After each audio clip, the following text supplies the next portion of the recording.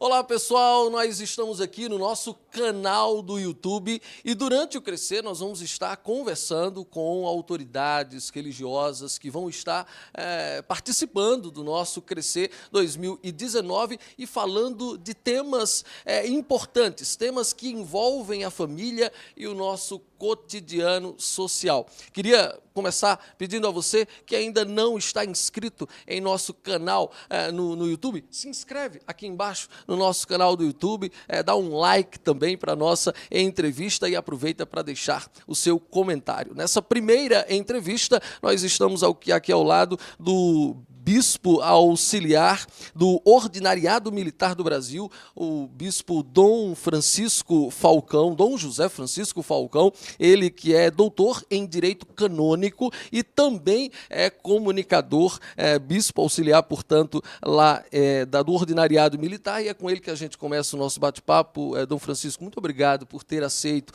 o nosso convite. O tema inicial da nossa entrevista é nulidade matrimonial, um tema que inclusive gera muita curiosidade entre as pessoas, especialmente entre os católicos. Afinal de contas, o que é a nulidade matrimonial, Dom Francisco, para a Igreja? É a declaração da Igreja de que o que parecia ser matrimônio nunca foi. É diferente de anulação. Anulação significa tornar nulo o que existiu. É o que em foro civil se chama divórcio. Divórcio é a anulação de um contrato. Não existe anulação de casamento no religioso, porque Jesus disse: o que Deus uniu, o homem não separe. Porém, a Igreja pode declarar que aquilo que pareceu casamento nunca foi casamento. Portanto, a declaração de nulidade é um ato da Igreja com o qual a Santa Mãe Igreja diz: aquilo que pareceu ser matrimônio nunca foi. Portanto, foi nulo desde o início. Francisco, e quais são as condições para que a Igreja considere que o sacramento foi de fato nulo? São três as grandes categorias de nulidade de matrimônio. O matrimônio pode ser nulo por vício de forma canônica, ou seja, quando não são observadas as formalidades legais, casar perante um sacerdote, ou o bispo ou o sacerdote, ou o pároco local, ou, em casos excepcionais, com a delegação deles, com o diácono. E em circunstâncias extremíssimas, com a autorização do bispo e da CNBB, um leigo pode assistir matrimônios. E na presença de duas testemunhas. Essas são as formalidades. Portanto, o matrimônio, para saber se ele foi nulo, primeiro tem que ver se ele observou as formalidades legais. Segundo, se as duas pessoas que casaram são juridicamente hábeis. Isto é, se elas, no dia em que consensuaram, tiveram uma, digamos assim, uma capacidade mínima de entender e de querer. Porque o consentimento é um ato da vontade. E a vontade, ela se expressa normalmente prévio entendimento do que é o matrimônio, quais são as suas responsabilidades, etc. Então, quando a capacidade de querer e de entender essa capacidade não está, digamos assim, alterada, não está coagida, não está comprometida. Há determinadas pessoas que não têm o juízo certo. Há determinadas pessoas que têm o juízo certo, mas não entendem quais são as obrigações inerentes ao matrimônio. Isso com relação à capacidade de entender. Com relação à capacidade de querer, há pessoas que fingem, que dissimulam, que teatralizam no altar. Eu te prometo ser fiel, mas nunca queriam ser fiéis.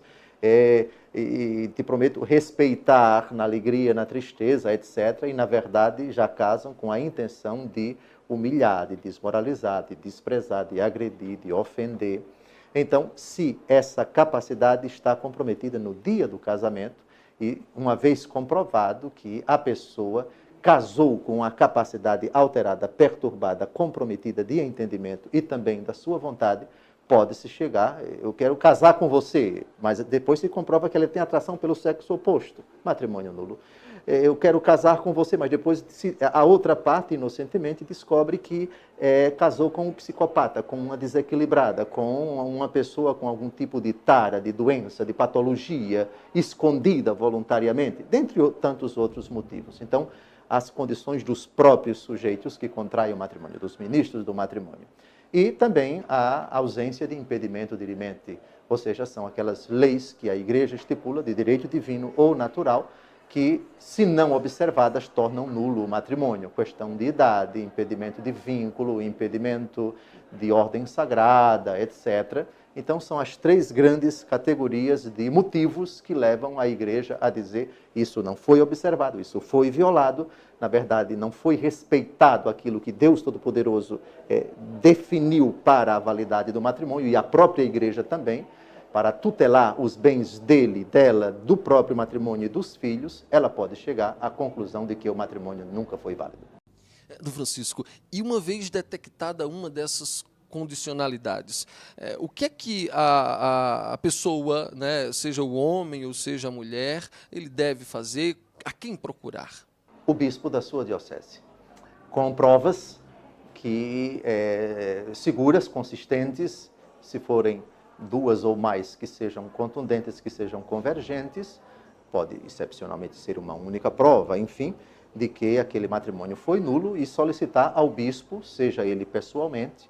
Agora, com o Papa Francisco, o bispo da diocese já pode, por uma sentença única dele, declarar o matrimônio, ou se o bispo julgar que o caso deva ser submetido ao tribunal da sua diocese ou da sua província eclesiástica ou do seu regional, a igreja vai analisar. Ordinariamente, um processo segue a via judicial.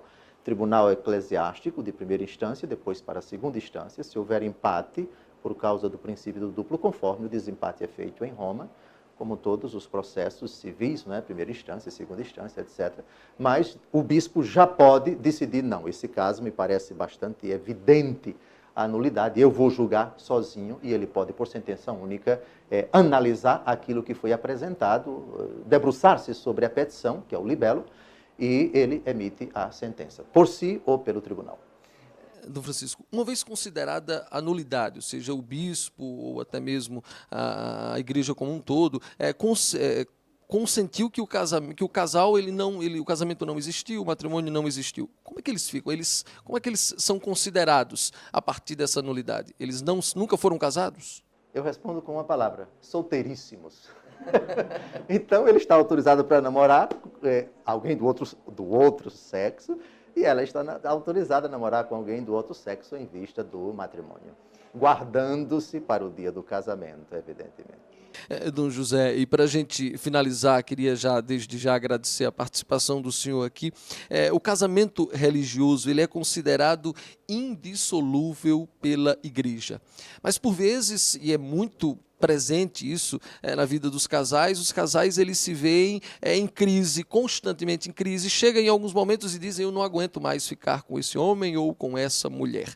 Que conselho o senhor, como representante da igreja, sucessor dos apóstolos, aconselharia para esses casais? Primeiro, a frase de Nosso Senhor Jesus Cristo no início do Evangelho segundo Marcos: convertei-vos e crede no Evangelho. Esse é o primeiro passo para uma convivência pacífica e harmoniosa entre 2 pessoas. Porque conviver pacificamente com uma pessoa, quando um não quer, 2 não fazem. É perdido ter um convertido e outro não convertido, quando esse outro convertido é a causa de dissenso, de rixa, de divisão, de agressão, etc. Conversão. Conversão de ambos. O apóstolo Paulo admite a separação se os 2 não se arrependem, se os 2 não se convertem, somente uma parte está interessada. Se as 2 partes não se convertem, aí de fato já é um problema sério, não é? As 2 partes que não querem o entendimento, não querem uma reconciliação. É 1000 vezes melhor o que São Paulo diz na 1 Coríntios capítulo 7, que a mulher não se separe do marido. E se estiver separada, que não se case ou que se reconcilie com o marido. A separação na Bíblia é uma medida provisória para tentar sanar uma desgraça que pode acontecer, uma agressão física, uma tragédia dentro de casa. São Paulo admite a separação, mas admite com essas 2 condições. Se ela está separada do marido, que fique sem se casar, ou então que se reconcilie.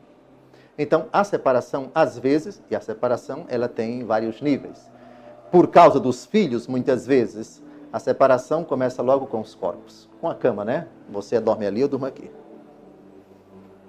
Depois, separação de corpos. Evidentemente, traição, por exemplo, ele a está traindo. Não é conveniente que ela prostitua o corpo, suje o corpo dela, dormindo com o homem que a está traindo, ou vice-versa. Então, durante a traição, não existe motivo, não há razão para o ato sexual. Separação de corpos. Se a coisa avança por causa dos filhos, separação de quarto, e só em última instância, separação de casa. Mas a separação é uma medida provisória, 1 Coríntios capítulo 7, mas ela não autoriza as duas partes sob o risco de adultério. Enquanto ele estiver vivo, ele não pode se unir a nenhuma mulher, e se ele fizer isso, será adúltero. Romanos capítulo 7, versículos de 2 a 3. Palavras de Jesus também em Marcos capítulo 10. Quem casa com uma mulher rejeitada comete adultério, e quem casa com um marido rejeitado comete adultério. É a doutrina da igreja. Então, a solução para essa situação é sempre, primeiro, o bom senso, depois a sociabilidade, porque antes de sermos cristãos, nós somos seres humanos. E o ser humano deve compreender que para conviver com uma pessoa debaixo do mesmo teto, supõe-se, antes de tudo, a capacidade de respeitar o outro, de tratar bem o outro, educadamente, etc. E presume-se que isso precisa ser submetido durante o tempo da amizade, depois do namoro, depois do noivado, etc., para tomar essa decisão tão séria. Mas, de qualquer maneira, uma vez consumado o matrimônio, uma vez instituída a convivência, em caso de crise, esses são os passos. E, em última instância, se a falência, se o relacionamento faliu e não há mais possibilidade de uma reconciliação, obviamente que a parte que está angustiada porque teme não receber o sacramento, ainda não está em pecado, procure o seu pároco, procure o seu bispo, reúna as provas segundo as quais o matrimônio foi nulo. Primeiro, aconselhe-se, aquilo que eu disse brevissimamente nessa entrevista pode ser desdobrado pelo bispo diocesano, que vai apresentar com bastante tempo as causas de nulidade e ajudar essa pessoa a reunir provas para solicitar com as provas à igreja que ela analise o caso e venha declarar nulo o matrimônio. Dom José Francisco Falcão é bispo auxiliar do Ordinariado Militar do Brasil. Dom Francisco, obrigado por ter aceitado o nosso convite, esclarecido de forma tão pedagógica e de tão sucinta todos os temas relacionados aqui à nulidade matrimonial. Que Deus abençoe. Amém. Felicidades a vocês. Parabéns, campinenses, por mais uma versão do Crescer, a 22ª. Deus abençoe a todos. E aproveita para comentar aqui no nosso canal do YouTube qual o próximo tema você quer para a gente discutir, tá bom? Até a próxima!